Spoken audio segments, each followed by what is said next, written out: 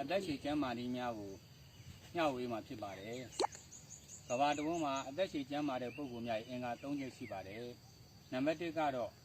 ဘယ်အစာကိုစား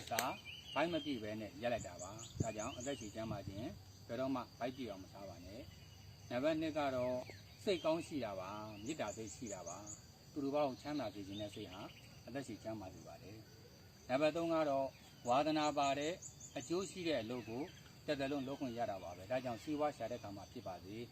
ဝါသနာပါတာကိုလုပ်ပြီးတော့စီးပွားရှာရင်အသက်ရှည်ကျန်းမာပါလိမ့်မယ်နောက်ထပ်အသက်ရှည်ကျန်းမာတဲ့အကြောင်းများကတော့ဘယ်စာကိုစားကြီးချင်းအောင်ဝါသတာဖြစ်ပါတယ်ဒါကြောင့်သွားကျန်းမာအောင်ယူဆိုင်ကြပါအမားတွေတအားမစားပါနဲ့အချို့တွေတအားမစားပါနဲ့ညသွားတက်ပြီးရင်ဘာမှမစားပါနဲ့တော့အဲ့ဒါအသက်ရှည်ကျန်းမာခြင်းအဓိကအကြောင်းတရားတစ်ခုပါအဲ့တော့အဲ့ဒါနဲ့ပတ်သက်ပြီးတော့အခြေကိုတော့ကျွန်တော်ရေးတာဟောဒီကနောက်ကြမှသိရသောတန်ဖိုးအသက်နဲ့ရင်းရသောကျမ်းမာရေးတွေ့ကြုံများပထမတွဲသက်နဲ့ရင်းရသောကျမ်းမာရေးတွေ့ကြုံသိရတွဲပေါ့ဒီစာအုပ်သုံးကိုဖတ်ရင်အပြည့်စုံပါပါမယ်ဒီစာအုပ်သုံးကိုကျွန်တော်မှားကြလို့ရှိရင်နာမည်ဖုန်းလိပ်စာပေးထားမယ်ဆိုရင်ကျွန်တော်တို့စာအုပ်ရောက်ငွေချီနဲ့ပို့မှာပါသုံးအောင်လုံးမှာ2000ပဲကျပါတယ်အဲ့တော့အရေးကြီးတဲ့ချက်လေးကျွန်တော်ပြန်ပြီးတော့ညှောက်ပေးပါဦးမယ်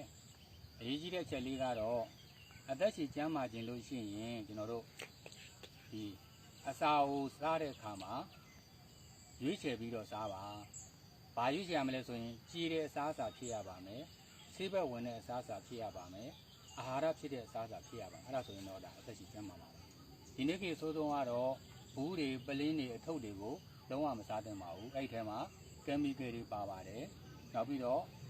အစားအစာကိုမပေါ့အောင်ထည့်တဲ့ဖော်မလင်ဆိုတဲ့ဆေးပါပါတယ်လူတွေကိုမပေါ့အောင်သုံးတဲ့ဆေးပေါ့အဲ့ဒါကြာစားလို့ရှိရင်အသေးကင်တာလည်းဖြစ်ပါတယ်နောက်ခဏလေးနဲ့လည်းဒါအသေးတူတယ်ပေါ့နော်ဒါကြောင့်အသက်ကြီးကျန်းမာခြင်းလို့ရှိရင်ကျွန်တော်တို့ဟောစိတ်ကိုလည်းပြင်မယ်အာဟာရကိုလည်းပြင်မယ်တကယ်အသက်ကြီးကျန်းမာဥမာတစ်ခုပြပါမယ်ကျွန်တော်ကားနဲ့ဆင်းပေါ့နော်